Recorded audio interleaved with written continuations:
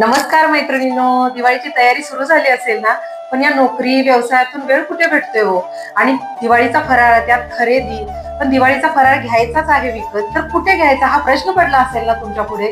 कारण तुम्ही बनवताय तसा पदार्थ झाले असतील का, किंवा आई आजीच्या हाताची चव त्यामध्ये असेल का, तेवढी सात्विकता, त्याचं पावित्र्य तेवढं असेल का? या सगळ्याचं उत्तर तुम्हाला स्वाद मसालेमध्ये. आणि स्वाद मसाले दिवाळीच्या या फराळाबरोबर आणि युनिक पदार्थ तुमच्यासाठी घेऊन आले. तर त्यामध्ये मटरी आहे, गव्हाची खस्तापुरी आहे, तुपातली करकरीत भिजलेली अशी मस्त बालुशाही आहे. तर या वर्षीचा दिवाळीचा फराळ हा स्वाद मसालेच्या ऑफर सोबत साजरा करायचा.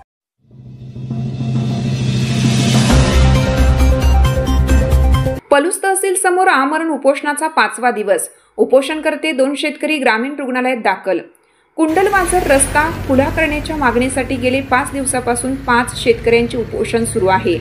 यातील महादेव लाड व श्रीरंग आवटे या उपोषणकर्त्यांची प्रकृती अस्वस्थ जाणवल्याने पलूस ग्रामीण रुग्णालय येथे दाखल करण्यात आलं.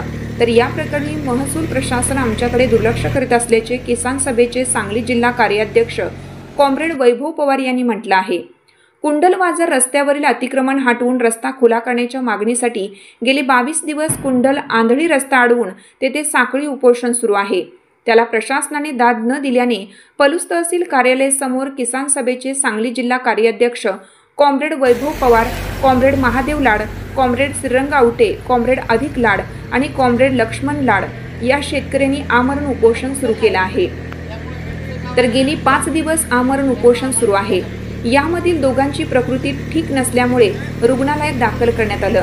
तर गेली 4 दिवस येथील शेतकऱ्यांनी आपली जनावरे तहसील आवारात बेवारस सोडली आहेत. शुक्रवारी किसान सभा सांगली जिल्हा आणि भारतीय महिला फेडरेशनच्या वतीनं कुंडल फाटा येथे विजापूर गुहागर महामार्गावर रास्ता रोको आंदोलन करण्यात आलं. तरीही महसूल प्रशासनाने या प्रकरणी तोडगा काढण्याचा प्रयत्न होताना दिसत नाही.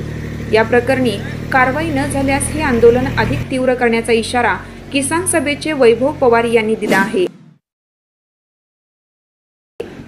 या ठिकाणी आम्ही जे बसलेलो आहोत ते कुंडलवाझर रस्त्यासाठी, आणि त्यासाठी आम्ही गेले 3 महिने झाला आम्ही लढत आहोत शासनाशी.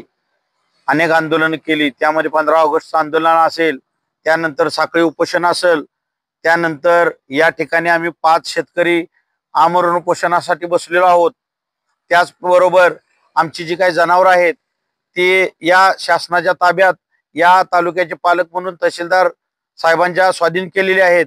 परंतु त्या जनावरांना बघायलाही ते तयार नाहीत. गेली 3 दिवस झाले त्यांना अन्न नाही, पाणी नाही, काही त्यांनी दिलेलं नाही. त्याच अनुषंगानं काल महिलांनी देखील रास्ता रोको केला गुहागर विजापूरचा. मग अजून काय या सरकारला करायला पाहिजे, आम्ही त्याची वाट पाहतोय. आमच्यातील 2 लोक ऑलरेडी आता दवाखान्यामध्ये ऍडमिट आहेत. त्यांची प्रकृती पूर्णपणे खालावलेली आहे. आणि तसं असताना आता आमची ही प्रकृती काय होईल काय सांगू शकत नाही. तर हे सरकार आमचाही जीव घेण्याचा प्रयत्न करतंय का? जसा आमच्या 2 गायींचा जीव घेतला तसा आमचा पण जीव घ्यायची त्यांची इच्छा राहिलेली आहे का? कशाची वाट पाहतंय? जो कुंडलवाझर रस्ता आमचा खुला करू